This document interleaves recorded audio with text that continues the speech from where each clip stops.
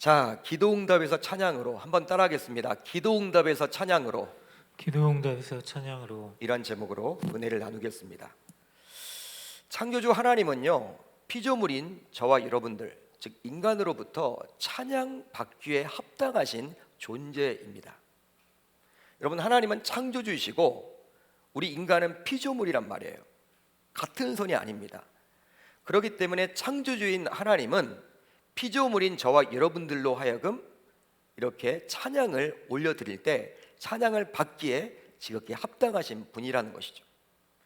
그렇지만 피조물인 우리 인간은 창조주인 여호와 하나님을 찬양하지 잘 못하는 것 같아요. 찬양하지 잘 못합니다.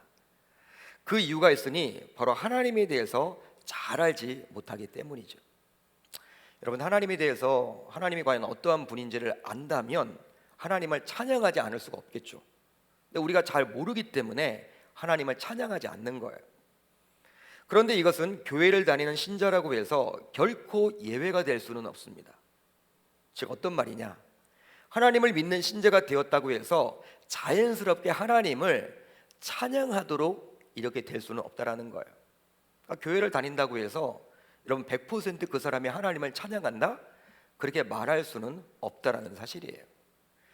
따라서 스스로 하나님을 진정 찬양하는 신자가 되려면 무엇보다도 하나님에 대해서 잘 알아야만 합니다.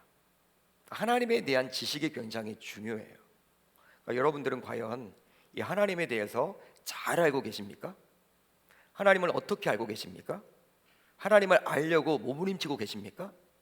하나님은 말씀을 통해서 우리에게 자신이 어떠한 분인지에 대해서 이야기를 해주고 있죠. 그렇기 때문에 여러분, 이 세상 속에서 우리가 가장 가치를 두는 이 성경 말씀을 우리는 가까이 해야만 하는 것이죠. 쉽게 말하면 하나님을 알면 알수록 하나님을 찬양하게끔 되어 있다는 거예요. 그렇다면 현재 신앙생활을 하고 있는 여러분들은 어떠합니까? 비록 코로나 시국이지만 하나님을 찬양하는 삶을 살고 있습니까? 아니면 하나님께 겨우 예배 정도만 드리고 있습니까? 오늘 말씀을 보면 한나라는 여인이 등장을 하는데 이 한나라는 여인이 하나님을 찬양합니다. 하나님을 노래하고 있어요. 하나님을 찬양하고 있어요. 바로 하나님과 심정이 통하는 기도를 통해 알게 된 그 하나님, 과연 그 하나님이 어떠한 분인지에 대해서 노래를 합니다. 여러분, 오늘 말씀이 한나의 기도라고 나와 있는데 이 기도문이 노래 형식으로 쓰여져 있습니다. 찬양 형식으로 쓰여져 있다는 거예요. 더욱이 한나는 사무엘을 출산하고 그 아들을 구별을 대히 하나님께 드림으로써 하나님이 과연 어떠한 분인지에 대해서 더욱더 알게 되었어요. 그래서 지금 가장 아름다운 언어로 이 진리를 노래하고 있는 것이죠. 어쩌면 어떤 분들은 이런 의견을 가질지도 모르겠어요. 목사님, 한나라는 여인은 기도응답 받았잖아요. 기도응답을 받았기 때문에 그가 간절하게 자녀를 위해서 기도했는데 그 기도응답을 받았기 때문에 감사하지 않을까요? 그 감사가 있기 때문에 하나님을 자연스럽게 찬양한 거예요. 목사님, 저도 이렇게 기도응답에 응답만 받는다면, 기도에 응답만 받는다면, 내 기도 제목이 이루어지기만 한다면 나도 하나님 앞에 감사할 수가 있고요, 하나님 앞에 찬양할 수 있을 것 같아요. 이렇게 이야기를 하면서 한나가 하나님 찬양하는 것을 지극히 당연하다고 여길지도 모르겠습니다. 그러나 오늘 말씀을 깊이 묵상해 보세요. 여러분, 오늘 2장 1절로 10절을 여러 번 읽어보세요. 읽어보아도 한나가 아들을 낳아서가 아니라 서원의 여정을 통해서 하나님이 과연 어떠한 분인지를 경험했기에 감사로 찬양하고 있음을 알 수 있습니다. 실제 우리 신자들의 삶을 보면요, 하나님으로부터 얼마나 기도응답을 많이 받았습니까? 여러분, 그렇게 생각하지 않으십니까? 제가 한 주간 동안 이 말씀을 묵상하면서 저 자신을 한번 이렇게 비춰봤어요. 제가 여러분 기도했던 대로 많이 이루어졌더라고요. 희한하게도. 근데 감사가 없었어요. 하나님 앞에 회개했어요. 하나님이 이렇게 나를 세워주셨고, 너 나에게 주신 것이 많은데, 나에게 채워주신 것이 많은데, 나에게 은혜를 베풀어 주셨는데 내가 그동안 감사하지 못하고 찬양하지 못했구나. 남들과 비교하면서 왜 하나님 주시지 않습니까? 이런 기도만 했구나. 하나님 앞에 반성하고 회개하게 되었습니다. 실제 하나님으로부터 우리는 소소한 기도응답으로부터 시작해서 큰 기도 제목의 응답까지 많은 은혜를 받아 누리고 있는 거예요. 이 자리에 지금 청년들이 나와 있는데요, 여러분 예배를 드리고 있지 않습니까? 여러분, 우리가 예배 자리에 나와 있다는 이 자체가 전적인 하나님의 은혜예요. 은혜. 하나님의 은혜가 아니고서는요, 우리가 이 자리에 나올 수가 없는 것이죠. 세상에 나가면요, 할 것들이 얼마나 많아요. 여러분, 직장 다니시는 우리 청년들은 이 주일이 여러분 굉장히 중요하잖아요. 주일이 뭐 다른 것들에서 중요한 것이 아니라 내일부터 또 여러분 바쁘게 뛰셔야 되잖아요. 여러분, 바쁜 일상 속에서 이 주일만큼은 정말 내 시간이기 때문에 쉬고 싶고, 편하게 여러분 친구들과 어울리면 놀고 싶고, 잠도 여러분들 푹 자고 싶고, 여러 가지 해야 될 것들이 많음에도 불구하고 이 자리에 나와 있잖아요.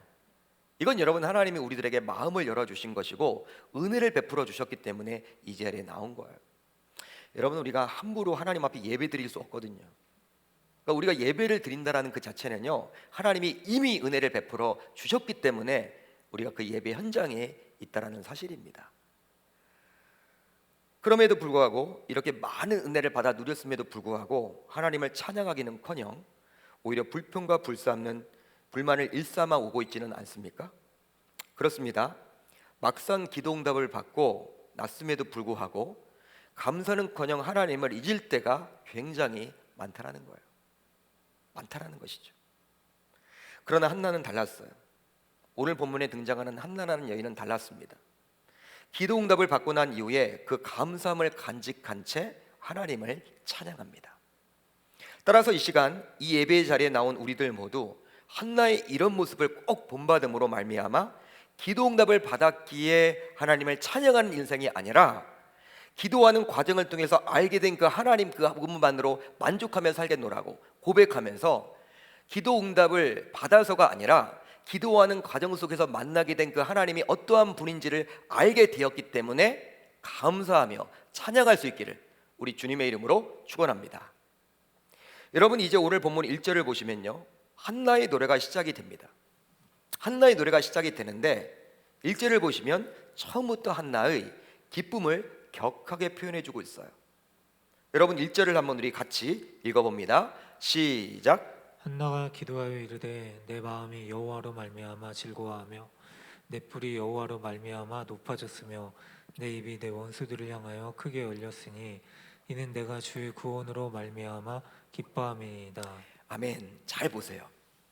두 개의 동사에 여러분 집중을 해보셔야 돼.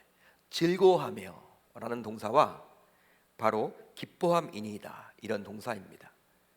그런데 즐거워하며 라는 동사의 히브리어 원어는 알라츠라는 단어를 써요. 알라츠.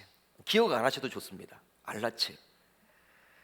반면에 기뻐함이니이다 라는 동사의 히브리어 원어는 사마흐라는 단어를 씁니다. 사마흐. 여러분, 비슷한 단어입니다. 기뻐하다, 즐거워하다. 같은 의미는 아니지만 비슷한 의미예요. 그런데 이 두 동사가 평행으로 쓰이고 있죠. 여러분, 하나는 이렇게 구절의 앞부분에 쓰여져 있고 하나는 뒷부분에 쓰여져 있어요. 이 평행으로 여러분 쓰여지고 있다라는 거예요. 이렇게 두 개의 동사를 한 구절 안에 사용함으로써 당시 한나의 기쁨이 얼마나 컸는지를 잘 보여주고 있는 거예요. 굉장히 여러분 기뻐했고 즐거워했다라는 거예요. 그걸 강조하고자 이렇게 이 단어 두 개를 한 구절 안에 기록해주고 있는 것이죠. 여러분, 보통 이 두 동사는 겸손한 여호와의 경배자가 여호와의 능력으로 인해서 기뻐하는 모습을 묘사할 때 사용하는 것입니다. 다를 때 사용하는 것이 아니라 이럴 때 사용한다라는 거예요. 예를 하나 들어보면요, 시편 5편 12절을 보면 이렇게 기록되어 있죠. 주께 피하는 모든 사람은 다 기뻐하며 주의 보호로 말미암아 영원히 기뻐 외치고 주의 이름을 사랑하는 자들은 주를 즐거워하리이다. 우리가 방금 읽었던 사무엘상 2장 1절에 나와 있는 것과 비슷한 구조로 되어 있죠. 그런데 이 사무엘상 2장 1절에는 즐거워하다가 앞에 부분 나와 있고 기뻐하다가 뒤에 부분 나와 있는데 이게 반대로 된 부분이에요. 그러나 여러분, 같은 구조임을 알 수가 있는 것이죠. 같은 구조다. 따라서 한나도 마찬가지였다고 볼 수 있습니다. 당시 한나는 교만한 인간을 무너뜨리고 겸손한 자를 일으키시는 여호와 하나님의 능력을 경험하고 기쁨으로 노래했던 거예요. 노래했던 것이죠. 이제 한나의 기쁨은 그저 마음의 기쁨으로만 머문 것이 아니라 이제 자연스럽게 외부로 표출됩니다. 드러나게끔 되어 있어요. 여러분, 우리가 어떤 기쁜 일이 생기게 되면요, 처음에는 마음속으로만 기뻤다가 나중에 어떻게 됩니까? 이것이 여러분 겉으로 표출이 되죠. 주변 사람들이 다 느끼잖아요. 야, 뭐 좋은 일이 있어? 얼굴에 다 드러나 있네. 흥얼흥얼 거리는 경우도 있죠. 콧노래를 부르는 경우도 있죠. 찬양을 하는 경우도 있죠. 저는 어떻게 할까? 저는 기뻤을 때 어떤 것들을 할까?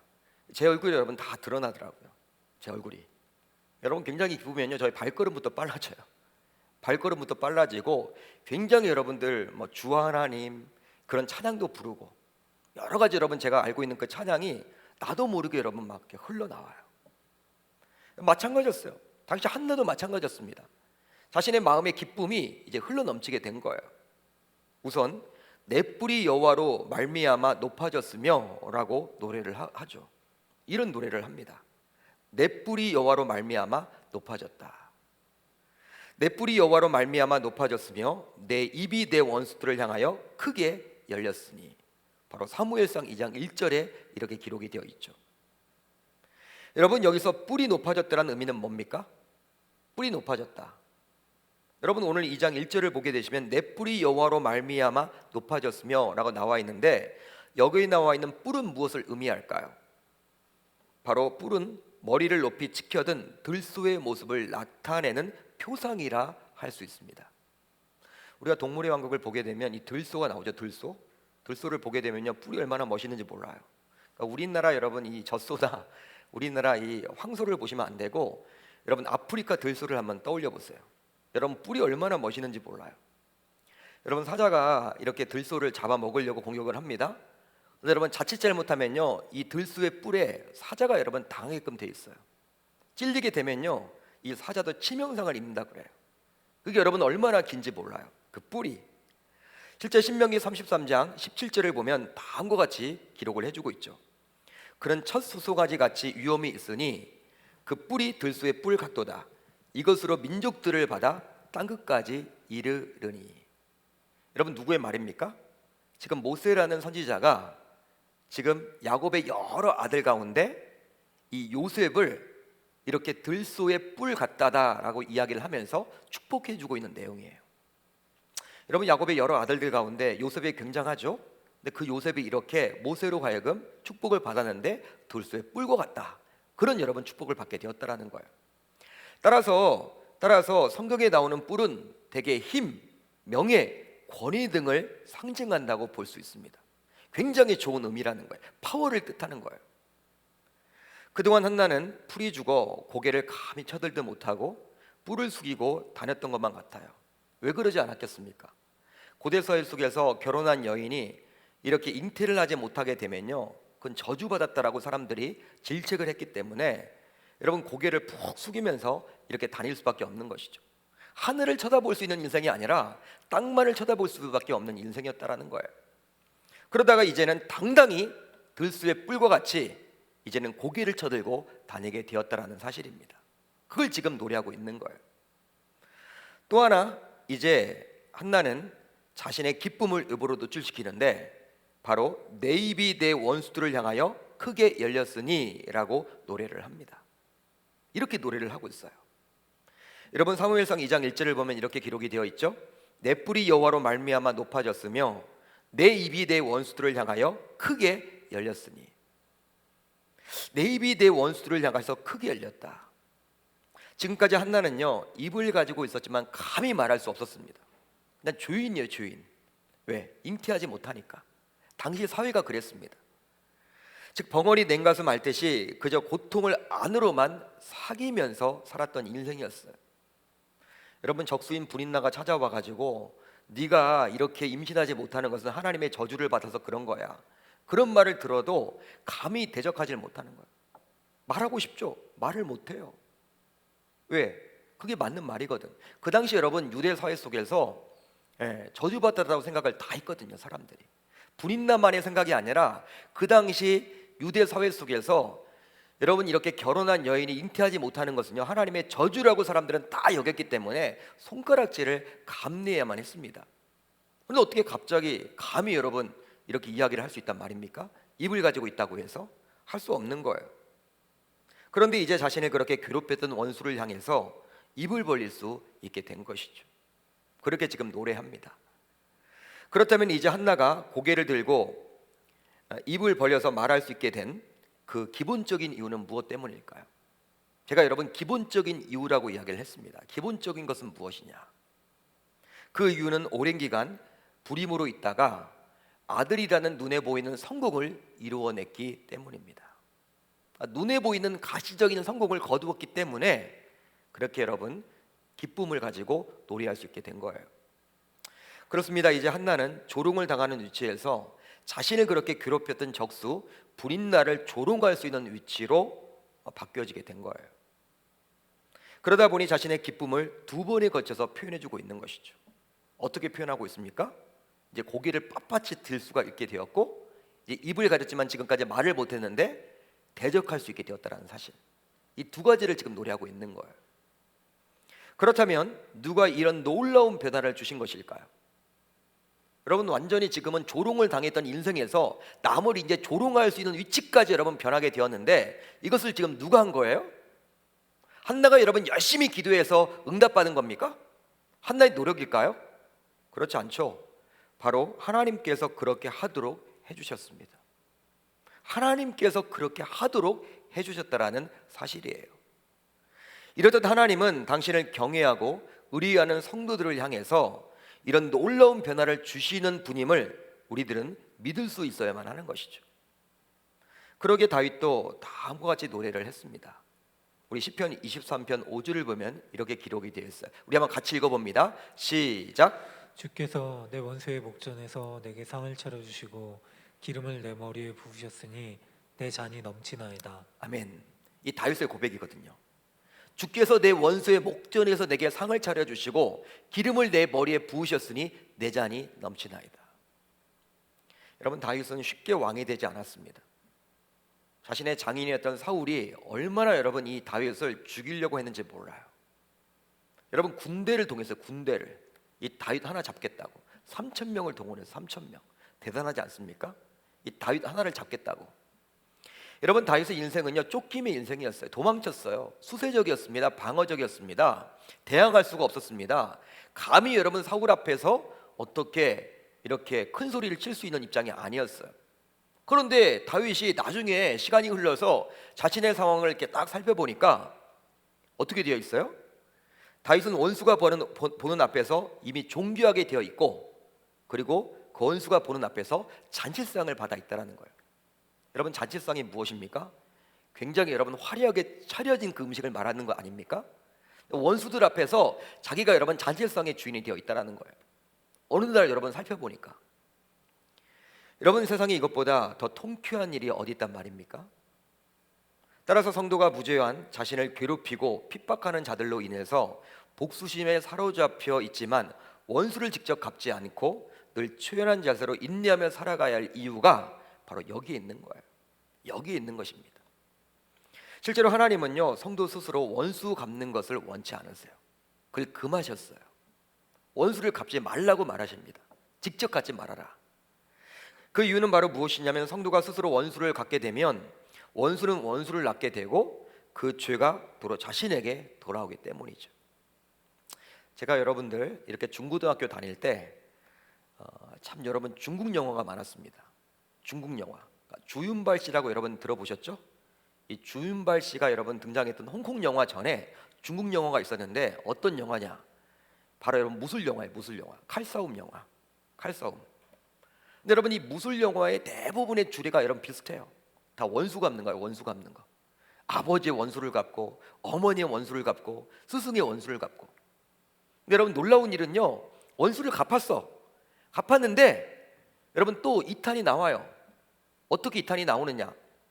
원수를 갚아가지고 이제 한 사람은 살고 한 사람은 죽었는데 그 죽은 사람에게 아들이 있었던 거야. 그 사람이 여러분 또 칼을 갈아서 또 원수를 갚아. 그게 여러분 이탄이에요. 여러분, 그런 중국 영화가 얼마나 많은지 몰라요. 근데 그렇게 하지 말라는 것이죠. 끝이 나지 않는다라는 거예요. 너희들이 원수 갚을 마음이 생길지언정 그런 마음은 갖되 그런 마음도 가져서는 안 되겠지만 그런 마음은 갖되 진짜 원수는 갚지 말라는 거예요. 우리에게 여러분 금하셨습니다. 대신 하나님께 맡기기만 한다면 그 하나님이 선하게 처리해 주겠다라는 약속의 메시지죠. 그렇다면 한나가 이토록 기뻐하는 근본적인 이유는 과연 무엇일까요? 무엇 때문에 한나는 이렇게 근본적으로 기뻐할 수 있었습니까? 아까 여러분 제가 기본적으로 이렇게 그 이유를 말했죠? 지금은 근본적인 이유예요. 이 부분이 중요하죠. 즉 기쁨의 근원은 무엇입니까? 한나가 이렇게 기뻐할 수 있었던 기쁨의 근원은 뭐예요? 바로 여호와 하나님 때문이었습니다. 한번 따라합니다. 여호와 하나님 때문이었습니다. 때문이었습니다. 여러분 오늘 본문 1절을 한번 우리가 같이 읽어봅니다. 1절 시작. 한나가 기도하여 이르되 내 마음이 여호와로 말미암아 즐거워하며 내 뿔이 여호와로 말미암아 높아졌으며 내 입이 내 원수들을 향하여 크게 열렸으니 이는 내가 주의 구원으로 말미암아 기뻐함이다. 아멘. 여러분 이 본문을 잘 보세요. 여호와로 말미암아 즐거워하며 주의 구원으로 말미암아 기뻐함이니이다. 자, 한나의 노래가 나온 사무엘상 2장을 모두 묵상해 보아도 몇 번이나 읽어 보아도 사무엘 때문에 기뻐한다는 말이 나옵니까? 나오지 않습니까? 나오지 않아요. 그런 말은 나오지 않아요. 오랜 기간 동안 불임으로 있다가 아들을 낳게 되어서 기뻐한다고 말하고 있지 않습니다.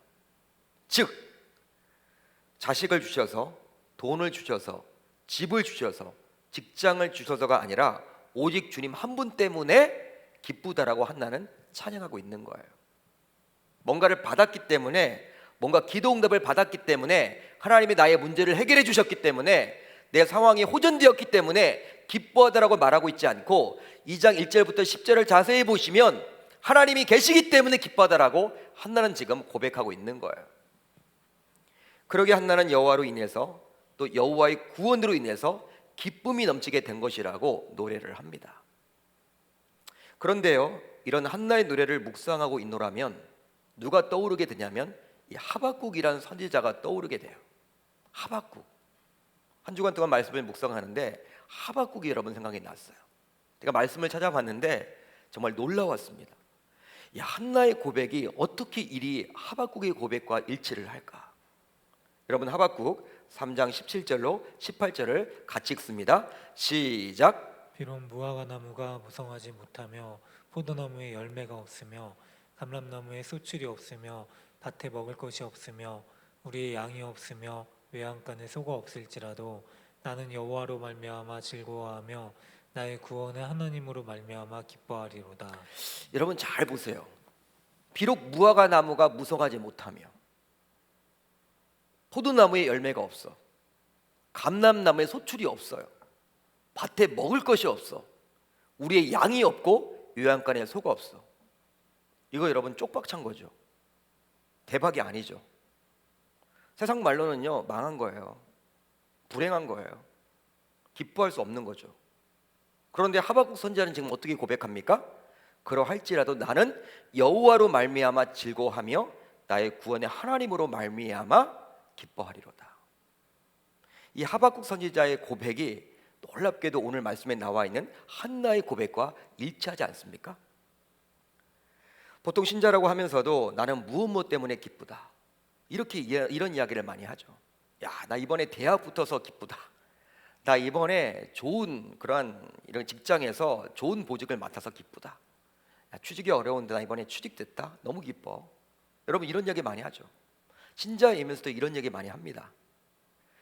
그런데 한나의 입장에서는 그러기 때문에 아들 사무엘을 얻었기에 그것으로 인해서 기쁘다라고 할 만하겠죠. 근데 한나는 그렇게 기도하지 않았다라는 거예요. 그렇게 노래하고 있지 않다라는 거예요. 그런 것 가지고 찬양하고 있지 않다라는 거예요. 한나는 설령 하나님이 아들 사무엘을 주시지 않았더라도 여호와 하나님으로 인해서 기쁘다라고 고백하고 있는 거예요. 여러분 놀랍지 않습니까? 저와 여러분들과는 좀 차이가 느껴지지 않아요? 이 한나나 하박국 선지자나? 그런데 하나님이 이런 말씀을 우리에게 왜 보여주셨죠? 왜 이런 말씀이 기록되어 있죠?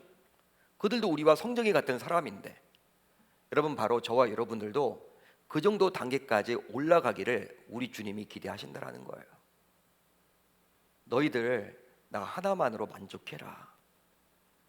나 하나로 기뻐할 수 있니? 그렇게 지금 물어보고 있다는 사실이에요.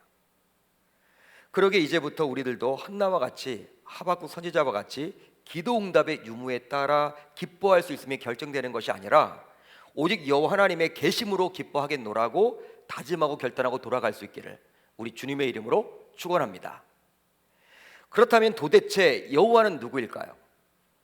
여러분, 여호와 하나님은 누구입니까? 누구이길래 한나는 이토록 기쁨을 지금 표현하고 있는 것일까요? 우리는 호기심을 가질 수밖에 없겠죠. 굉장히 궁금하죠. 야, 한나가 하나님을 만났는데 그 성원 기도의 여정을 통해서 하나님이 어떠한 문제를 알게 되었는데 과연 어떤 하나님을 만났길래 그렇게 그 하나님 한 분만으로 만족하며 살겠노라고 그 기쁨을 표현할 수 있는 것일까? 계속되는 한나의 노래를 통해서 그 답을 조금이나마 엿볼 수가 있습니다. 바로 하나님은 어떠한 분이십니까? 여호와 하나님은 불변하신 분이세요. 한번 따라합니다. 하나님은 하나님은 불변하신 분이십니다. 불변하신 분이십니다. 사무엘상 2장 2절 하반절을 보면 이렇게 나와 있죠. 우리 하나님 같은 반석도 없으심이니이다. 이스라엘 백성들에게 있어서 산이나 반석은 곧 불변하는 것의 대명사예요. 변하지 않는 것의 대명사예요. 여러분들이 성경을 보실 때 이 산이란 단어가 나오고 이 반석이란 단어가 나오면 어떻게 해석을 해야 돼요? 1차적으로? 물론 다른 의미도 있겠지만 1차적으로 어떻게 해석을 해야 돼요? 변하지 않는 거구나.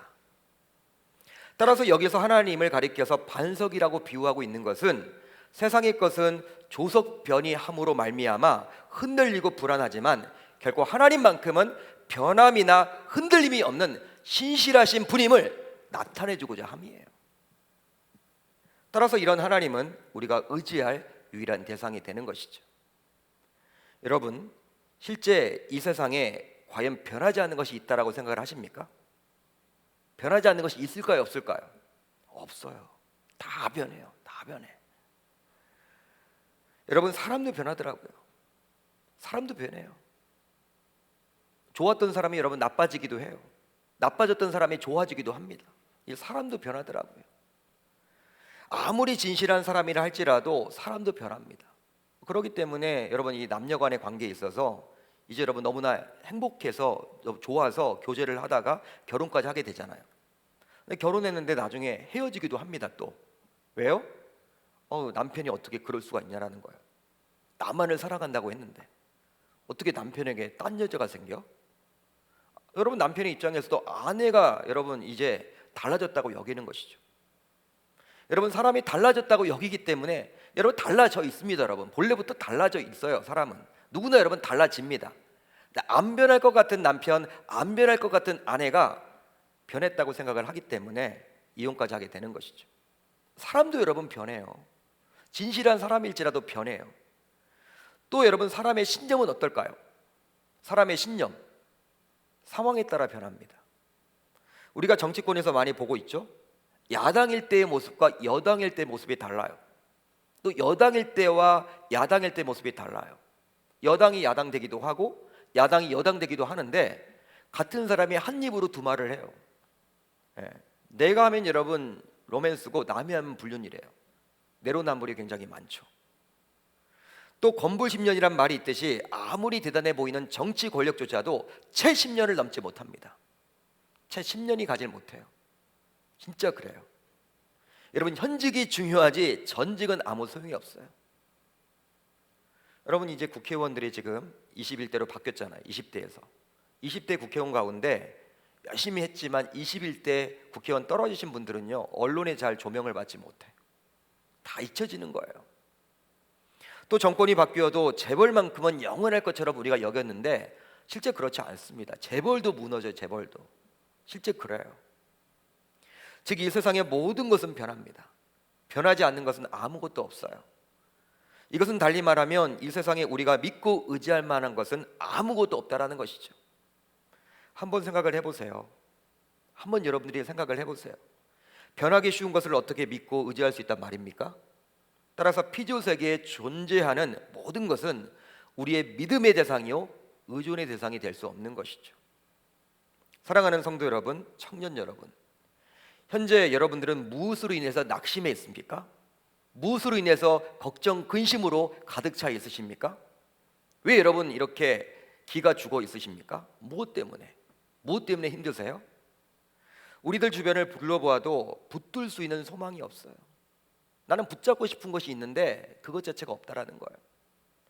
바로 모든 것이 흔들리는 것이고 변하기 때문입니다.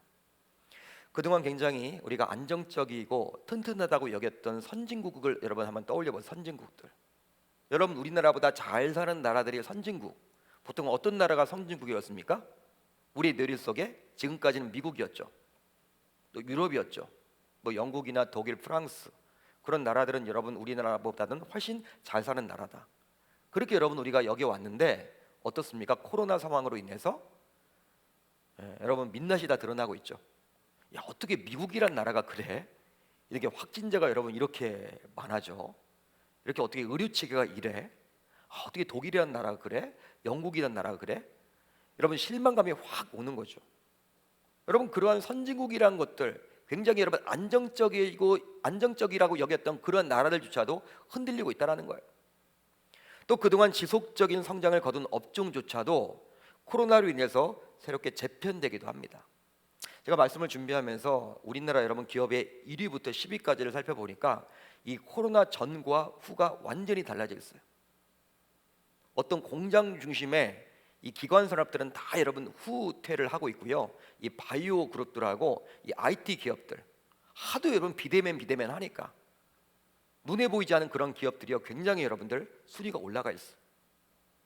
전혀 상상할 수 없는 것이죠. 여러분 그렇지만 우리의 생각은 그렇지만 한나는 여러분 그렇지 않았다라는 거예요. 우리가 달랐다라는 거예요. 한나를 여러분 보세요. 한나는 자신을 누구보다도 사랑해 주었던 남편을 의지하지 않았습니다. 남편 엘가나가 여러분 얼마나 사랑했습니까? 이건 뭐냐면 한나는 사람을 의존하지 않았다라는 거예요. 사람을 의지하지 않았다라는 거예요. 또 남편이 주었던 갑절의 재밀 분깃에 의존하지 않았습니다. 이건 뭡니까? 돈에 의존하지 않았다라는 거예요. 돈. 또한 어렵게 낳게 되었던 아들 사무엘에게 의존하지 않았습니다. 여러분 자신의 미래에 대한 그것에 대한 것을 이렇게 믿지 않았다라는 거예요. 그것을 여러분 붙들고 있지 않았다라는 거예요. 실제 다윗도 환난 날에 다음과 같이 고백을 하는데요. 바로 한나는 그런 것들에 의존하지 않고 바로 여호와 하나님만을 의지했음을 알 수가 있는 것이죠. 다윗도 이렇게 고백을 합니다. 어떤 사람은 병거, 어떤 사람은 말을 의지하나 우리는 여호와 우리 하나님의 이름을 자랑하리로다. 이 다윗의 고백이거든요. 사람들은 눈에 보이는 것들을 의지하지만 나는 여호와 하나님만을 의존하겠다, 붙들겠다, 믿겠다 그런 다짐이에요. 여기에 나와 있는 자랑하리로다 어떤 뜻입니까? 믿겠다, 의지하겠다 그런 뜻이에요. 따라서 우리들 모두 어떤 형편에 처하든지 간에 불변하시는 그 하나님께 의존하며 그 하나님으로 인해 기뻐해야 할 줄 우리 주님의 이름으로 축원합니다. 이제 다음으로 여호와 하나님은 모든 것을 알고 계시는 분이세요. 모든 것을 알고 계시는 분이십니다. 한번 따라합니다. 하나님은 모든 것을 알고 계시는 분이십니다. 알고 계시는 분이십니다. 사무엘상 2장 3절 하반절을 보면 이렇게 나와 있죠. 우리 같이 읽어봅니다. 시작. 여호와는 지식의 하나님이시라 행동을 달아보시느니라. 아멘. 여호와는 지식의 하나님이시다. 행동을 달아보신다. 누구의 고백입니까? 한나의 고백이에요. 이것은 전지하신 하나님의 속성을 잘 말해주는 구절이라 할 수 있겠죠. 하나님은 어떠한 분이세요? 전지전능하시다. 전지하신 분이에요. 모르는 것이 없다라는 거예요. 즉 우리 하나님은 제한된 지식의 소유자가 아니라 모든 부분에 통달하고 또한 모든 지식의 세계를 총괄하시는 분이라는 거예요. 그렇다면 어떻게 한나는 이런 노래를 할 수 있었을까요? 하나님이 어떻게 지식의 하나님이라고 표현할 수 있었을까요?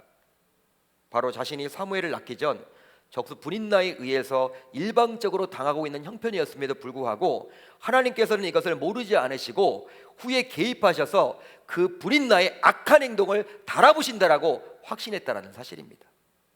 여러분 그러기 때문에 이런 지금 노래를 하고 있는 것이죠. 행동을 달아보신다. 어떤 뜻일까요? 행동을 달아보신다. 바로 표준서변역 성경으로 보게 되면요, 사람이 하는 일을 저울에 달아본다 이런 뜻이에요. 하나님은 어떠한 분이시냐면 우리가 이 땅에서 살아가는 건 모든 것을 다 지금 알고 계시는데, 여러분 보고 계시는데, 그분이 여러분들 딱 우리 인간을 봤을 때 악한 짓을 하게 되면 나중에 후에 그 악한 짓을 저울에 달아놓고 평가하신다라는 거예요. 무서운 분이시란 것이죠. 그러게 한나는 이 세상의 모든 것을 알고 계시는 그 하나님으로 인해서 감히 기뻐할 수가 있었던 거예요. 왜? 자기 자신이 직접 이 분인 나에게 원수를 갚지 않더라도 누구는 알고 계세요? 하나님은 알고 계시고 이 분인 나의 악한 행동을 나중에 하나님께서 저울에 달아서 그를 평가하시고 그를 질책하실 것을 확신했기 때문에 기뻐할 수 있게 된 것이죠. 내가 원수 갚지 않아도 하나님이 해주시니까. 그러나 한나와는 달리 우리들은 신자임에도 불구하고 때때로 하나님께서 우리의 사정을 전혀 모르고 계시는 것처럼 여길 때가 많이 있습니다. 그러다 보니 스스로 하나님께 서운하다고 말하기도 하죠. 하나님 섭섭합니다, 서운합니다. 또 스스로의 힘만으로 그 사정을 해결하려고 하기도 해요. 그러다가 결국 해결은커녕 지쳐버리게 되는 경우들이 굉장히 많죠. 그렇지만 우리의 신앙의 대상인 하나님께서는 모든 것을 다 알고 계십니다. 여러분들이 그걸 믿지 않더라도 하나님은요, 이 땅에 있는 모든 것을 다 알고 계신다라는 사실이에요. 여러분 역대상 28장 9절 말씀인데 이 중요한 말씀입니다. 한번 같이 읽어봅니다. 시작. 내 아들 솔로몬아, 너는 내 아버지의 하나님을 알고 온전한 마음과 깊은 뜻으로 섬길지어다. 여호와께서는 모든 마음을 감찰하사 모든 의도를 아시나니 내가 만일 그를 찾으면 만날 것이요 만일 내가 그를 버리면 그가 너를 영원히 버리시리라. 여러분 아들이 정말 사랑스럽잖아요.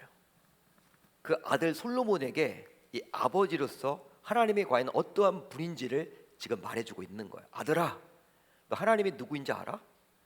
하나님은 바로 이런 분이란다. 하나님은 모든 마음을 감찰하시고 모든 의도를 아시는 분이야. 여러분 모든이란 단어가 중요해요. 모든. 그러니까 모든 사람의 마음을 감찰하시고 모든 사람의 의도를 아신다라는 거예요. 즉 하나님께서는 이 세상에서 벌어지고 있는 굵직굵직한 사건과 사고를 비롯하여 모든 사람들의 마음과 의도까지도 알고 계신다라는 거예요. 여러분 우리가 이 땅을 살아가면서 하나님은 속일 수 없어요. 사람은 속일 수 있겠죠. 부모는 속일 수 있겠죠. 아내는 속일 수 있겠죠. 남편은 속일 수 있겠죠. 자녀는 속일 수 있습니다. 아무리 가까운 친구는 속일 수 있을지언정, 직장 상사를 속일 수 있을지언정 하나님은 속일 수가 없어요. 그분은 우리를 보고 계신다는 사실이에요. 그래서일까 하나님은 중심, 즉 마음을 보시는 분이라고 사무엘에게 이야기를 해주고 있죠. 야, 사람들은 외모를 보지만 나는 마음을 봐. 나는 중심을 보는 자야. 여러분 인간은 눈에 보이는 것만 보죠. 그렇지만 하나님은 눈에 보이지 않는 우리의 마음까지도 보고 계신다는 사실입니다. 그렇기 때문에 우리의 마음, 우리의 생각, 어떤 의도를 가지고 어떻게 지금 신앙생활을 하고 있고 어떤 마음의 자세를 가지고 이 자리에 나와 있는지 우리 주님은 모를 리가 없다는 사실이에요. 그러기에 우리가 믿는 하나님은 바로 세상사에 있어 모르는 것이 없는 분임을 우리는 인정할 수 있어야만 하는 것이죠. 그렇게만 된다면 삶 속에서 어떠한 위기를 만나게 될지언정 하나님께서 이미 그 위기를 알고 계시기에 우리는 한나와 같이 하나님을 찬양하는 삶을 살아가게 되리라 믿습니다. 이제 말씀을 정리하겠습니다. 하나님을 모르는 세상 사람들은 몰라도 하나님을 신앙의 대상으로 삼고 있는 저와 여러분들은 하나님을 찬양할 수 있어야 돼요. 동의가 되시면 아멘. 동의가 안 되셔요 여러분? 우리가 여러분 하나님을 찬양해야 되겠죠. 그렇다고 해서 찬양을 그냥 찬양하는 행위로만 여겨서는 안 돼요. 즉 그냥 예배 시간에 불렀던 찬양이 곧 전부라고 여기지 마세요. 여러분 우리가 예배 시간에 부르는 그 찬양은요 일부의 일부. 우리 인생 삶 전체가 하나님을 찬양하는 인생이 되어야 한다라는 거예요. 찬양은 하나님이 과연 어떤 분인지를 알면 알수록 하게끔 되어 있습니다. 따라서 결코 억지로 할 수는 없는 거예요. 오늘 본문에 나오는 한나라는 여인은 하나님과 심정이 통하는 서원 기도의 과정을 통해서 하나님에 대해서 제대로 알게 되었어요. 그렇게 되자 눈에 보이는 자신의 주변 상황이 아닌 오직 그 하나님으로 인해서 기뻐할 수 있게 되었습니다. 한나는 그 하나님이 영원 불변하시며 모르는 것이 없는 분이라고 그는 알게 되었어요. 이것을 알았기에 한나는 그 하나님 한 분만으로 만족하며 기뻐하겠노라고 찬양하고 있는 것이죠. 여러분, 이것이 바로 진정 하나님을 찬양하는 삶입니다. 그러니까 찬양하는 자의 특성은요, 하나님을 하나님으로 인정하는 자예요. 여러분, 하나님 앞에 찬양합시다. 이건 뭐예요? 하나님을 높이십시다. 하나님을 높여드립시다. 하나님을 하나님의 위치로 이렇게 높여드리십시다. 이런 말 아닙니까? 그렇기 때문에 하나님을 찬양하는 삶은요, 바로 하나님을 높이는 삶이에요. 여러분, 코로나 상황만을 바라보면 우리는 하나님을 찬양하기가 참 쉽지가 않아요. 어렵습니다. 바로 언제 끝날지 모르는 지극히 답답한 상황이 연이어서 이어지기 때문이죠. 성도님들은 저에게 목사님 코로나 언제쯤 끝날 것 같아요? 물어봐요. 근데 저 모르겠어요. 묻지 마세요. 여러분들이 저보다 더 정보는 많은 것 같아요. 여러분, 코로나가 언제 끝날지 모르잖아요. 굉장히 여러분 우리가 우습게 알았다가 이게 뭡니까? 그렇기 때문에 이 코로나만을 바라보면 하나님을 찬양하기가 쉽지 않다니까요. 염려, 걱정, 근심 내린 게 많잖아요. 학교 다니는 여러분 이렇게 청년들은 또 2학기에도 이렇게 온라인 수업이 거의 여러분 확정됐죠? 거의 그렇게 될 확률이 높아지고 있잖아요. 여러분, 우리가 소그룹이 언제 여러분 이렇게 열릴지도 몰라요. 교회도 지금 위기예요, 여러분. 여러분, 이렇게 예배는 드리지만 성도들과 여러분 긴밀한 교제를 나눌 수 있는 소모임을 할 수가 없기 때문에 여러분 이 두 가지를 다 해야 되는데 지금 한쪽 날개가 지금 꺾여 있는 거예요. 그렇지만 이런 개인적인 위기, 교회적인 위기, 국가적인 위기 속에서도 오직 하나님만을 바라볼 수 있다면 우리는 기뻐할 수 있습니다. 따라서 우리는 자꾸 코로나 상황만 쳐다봐서는 아니 되겠어요. 그러니까 코로나를 묵상하지 마세요. 하나님 말씀을 묵상해야 되는데 우리 청년들 가운데서는, 성도님들 가운데서는 이 코로나만을 묵상해요. 야, 오늘 우리 동네 확진자가 몇 명 늘었대. 어떤 분들은 확진자 숫자를 여러분 다 읽고 다녀. 쓸데없는 일이에요, 여러분. 그 본질 아니에요. 몇 명인가 여러분 그게 중요한 게 아니잖아요. 물론 우리가 조심해야 되겠죠. 여러분 철저하게 여러분 우리가 자기 자신을 지켜야 되겠죠. 자신이 여러분 방역 책임자가 되어서 이 땅을 그렇게 살아가야 하겠죠. 그렇지만 자꾸 코로나만 묵상하다 보면요, 하나님을 놓친단 말이에요. 오히려 이럴 때일수록 우리들은 우리의 시선을 창조주이며 지금도 역사에 주관하시고 통치하시는 하나님께 집중할 수 있어야만 합니다. 이제 이 예배에 참석한 우리들 모두 한나와 같이 하나님을 찬양하는 인생이 다 됨으로 말미암아 매일매일 우리 주님으로 인해서 기뻐할 수 있기를 우리 주님의 이름으로 축원드립니다. 축원합니다.